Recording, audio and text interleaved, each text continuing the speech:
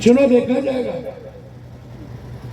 हम जात पात करने नहीं आए, हम नहीं करेंगे आपसे कुछ भी। हमने कभी जात नहीं पूछा किसी से, हमने सबके आंसू पोंछे। दुनिया में मैं हर गरीब का पैर छूता हूँ, मेरी हाथ जुड़ी रहती है। मैं कभी आपको जवाब नहीं देता हूँ, मैं आपको भगवान मानता हूँ। मैं आया हूँ आज आपसे यह कहने कि आप अपने लिए कब लड़ो, आप अपने कोसी सीमांचल को आजाद कब करो। आप खुद सीएम कब बनोगे, आप खुद पीएम कब बनोगे।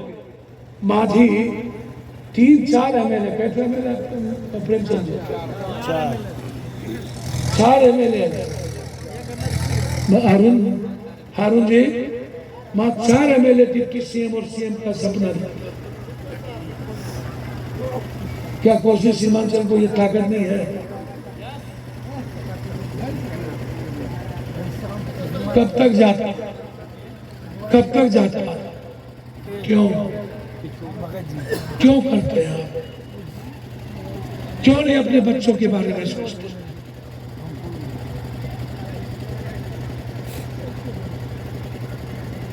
मैं तो आपका अपना हूं, मैं तो कुछ नहीं था तब भी दुनिया की मदद की।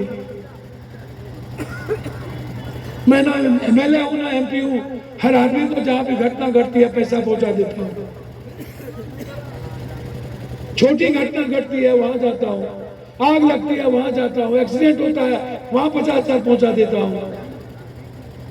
आपको कभी भी मैं अभाव में जीना नहीं देना चाहता। इसीलिए 3 मार्च को हम निमंत्रण देने आए, रविवार है वो भी। आप लोग अपने बेटी बेटा के काम से जाते हैं ना पूर्णिया, अपने दवाई के लिए जाते हैं ना पूर्णिया, उस दिन अपने परिवार और अपने जीवन के लिए पूर्णिया आइए। रंगभूमि मैदान में आपको निमंत्रण देता है। दिल्ली पटना को औकात बताना जरूरी है। ये लोग सोचते हैं कि गरीब और ये पूर्णिया कोसी सीमांचल के लोग मेरे पूजे पलता है।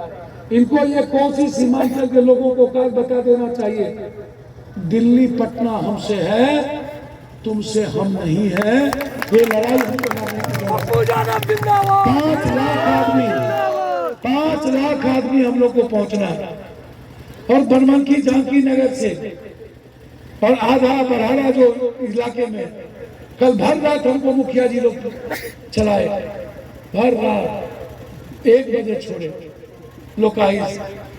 2 दिन से हम बरहारा में थे, अब 2 दिन यहाँ रहेंगे, फिर उसके बाद 2 दिन धमदा, रात में धोकरदारा रहेंगे। जिसको जो काम है आप सुबह आ जाइएगा धोकरदारा विवाह भवन। कोई भी मदद के लिए आप छोड़ दीजिए, आप चिंता कि आपका काम कौन करेगा, आप कैसे पहुंचेंगे। हम या तो खुर्दा रहते हैं, या तो पूर्णिया रहते हैं, या तो आपके बीच रहते हैं। अब तो हम हाथ देते हैं तो मेरा ब्रेक लगता ही लगता है, ये तो पूछने की जरूरत ही नहीं है। आप देखिए फेसबुक पे सालन बजे समझ लेना पप्पू यादव जा रहा है, रोक दीजिए और बोलिए आपको क्या काम है, कहीं जाने की जरूरत नहीं है। इसीलिए हाईकोर्ट बेंच, पूर्णिया राजधानी, एयरपोर्ट, पूर्णिया को नंबर 1 करना, चीनी मिल जो हमारा ले लिया वहाँ फैक्ट्री कैसे चालू हो, बनमनखी से रेलवे लाइन, जानकी नगर से चीज, ये सारे चीजों को आप जानते हैं कि कैसे कैसे ट्रेन हम लाए, कलकत्ता कैसे ले गए थे, जनहित पूर्णिया में लाए, क्या कहते हैं सीमांचल सहरसा में लाए, सहरसा से हरी झंडी लड़ के लाए, फिर हम लगातार डीआरएम और सबसे लड़के प्रयास में जनहितों की पूर्णिया से चले, वहां से निकले, ऑर्डर पास होना है। तो ये लड़ाई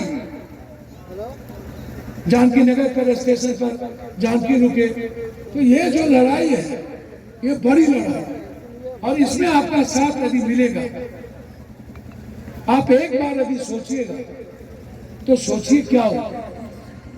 बिना किसी एमएलए एमपी के पप्पू यादव दुनिया को दे सकता है, बिना किसी पद और ताकत के सीएम और पीएम कोई हो पूर्णिया का पीएम और सीएम पप्पू यादव है।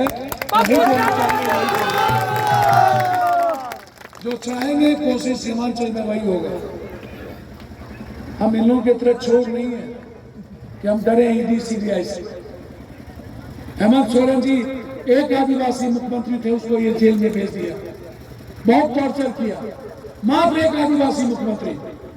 फिर हेमंत सोरेन ने एक गरीब चंपा सोरेन को उसने मुख्यमंत्री बनाना चाहा, जिसके पास खाना नहीं था। 72 घंटे तक उसको मुख्यमंत्री के लिए नहीं बुलाया। 7 घंटे में नीतीश कुमार जी को बुला लिया और आप मुख्यमंत्री को गिराना चाहता है बीजेपी के लोग। ये लोग दलित आदिवासी के विरोधी हैं, इसको समझिए। आपको भगवान में फंसा के रख दिया है। आपको रोटी नहीं चाहिए, आपको दाल नहीं चाहिए, आपको नौकरी नहीं चाहिए, आपको रोजगार नहीं चाहिए, आपको बिजली का बिल आएगा काट देगा, उसके लिए कोई एमएलए एमपी नहीं। आज सुबह से पूर्णिया में 50,000 का गरीब का घर था, उसको उजाड़ने के लिए भेज दिया। 3 घंटा हम वहीं सुबह में हम अकेले के घर गए। आज वहां पर पूरा फोर्स हम आपके बीच में, तब हम वहां से चले, उसको बचा कर गए किसी तरह। लेकिन लोग लगे, इसीलिए 3 मार्च को आपको निमंत्रण दे रहे हैं। मैं आपको वचन देता हूं, वादा करता हूं, 3 महीना के अंदर यदि पूर्णिया से भ्रष्टाचार का नामो निशान नहीं मिट गया तो फिर